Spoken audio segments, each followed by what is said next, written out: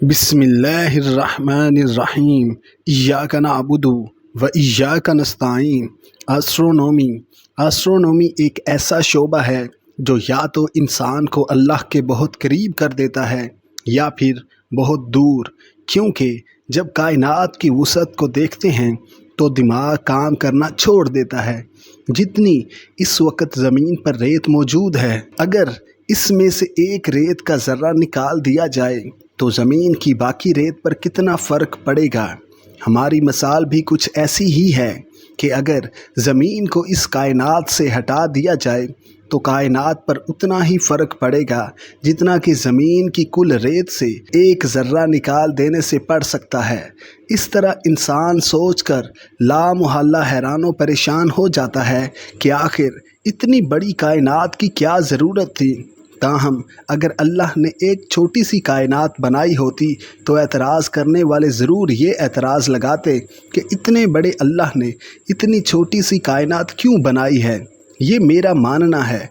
अगर आपने Stephen Hawking का मुतालिया किया है तो आपको मालूम होगा कि वो पैदाइशी मुल्हद नहीं था, बल्कि वो अपनी तहकीक के दौरान एथिस्ट हो गया। स्टीफ़न हॉकिंग को सिर्फ़ एक चीज़ ने मुल्हद बना दिया था और वो था वक्त। अब आप सोच रहे होंगे कि वक्त किसी को मुल्हद कैसे बना सकता है। दरअसल जब उसने बिग बैंग का मुतालिया किया तो इसे मालूम हुआ कि बिग बैंग से पहले कोई वक्त नहीं था। वक्त का आगाज़ बिग बैंग के बाद हुआ था। बिग बैंग से पहले हमें कुछ मालूम नहीं है। बिग बैंग क्यों हुआ, कहाँ हुआ, कैसे हुआ, इतनी तवानाई कहाँ से आई। साइंस इन सवालात के जवाब देने से कासिर है। साइंस भी इन हुदूद में पहुंचकर नाकाम रहती है। चूँकि हम इन हुदूद को क्रॉस नहीं कर सकते, इसलिए साइंस की ज़ुबान में हम इनको सिंगुलरिटी के तौर पर छोड़ देते हैं।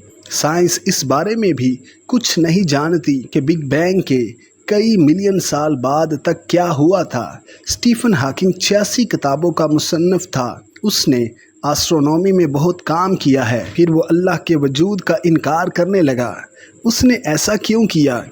चूँकि साइंस का कहना है कि वक्त और कायनात बिग बैंग के बाद वजूद में आए, इसलिए स्टीफ़न हॉकिंग का ख्याल था कि बिग बैंग के वक्त नाउज़ुबिल्लाह अल्लाह के पास कायनात बनाने के लिए वक्त नहीं था।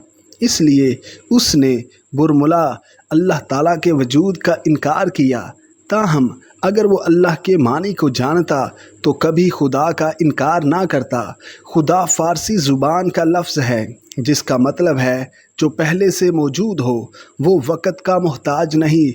बिग बैंग को इतनी तवानाई किसने दी? यकीनन कोई तो होंगे, लेकिन नहीं, इसने साफ इनकार कर दिया। अब अक्सर मुल्हिदीन उसको आइडियल मानते हैं और वो भी अल्लाह का इनकार करते हैं। लेकिन इन सब से मैं एक ही सवाल करूँगा कि ऐसी मुखय्यरुल अकूल यूनिवर्स खुद से कैसे वजूद में आ सकती है। हम इसको इस यूनिवर्स का बादशाह कहकर पुकारते हैं। वही हम सब का रब है। उसने ये सब कुछ बनाया है, वही इसको चला रहा है। बिग बैंग से पहले भी वही था और अब भी है, वो हमेशा रहेगा। ये हम सब मुसलमानों का ईमान और अकीदा है। कुरान पाक में दर्ज झैल आयत में इब्तदाई कायनात के मुतल्लिक बताया गया है।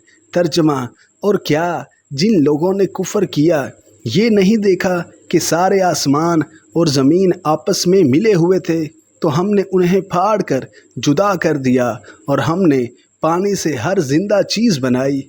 क्या वो नहीं मानते? Subscribe masters in academy 2.0।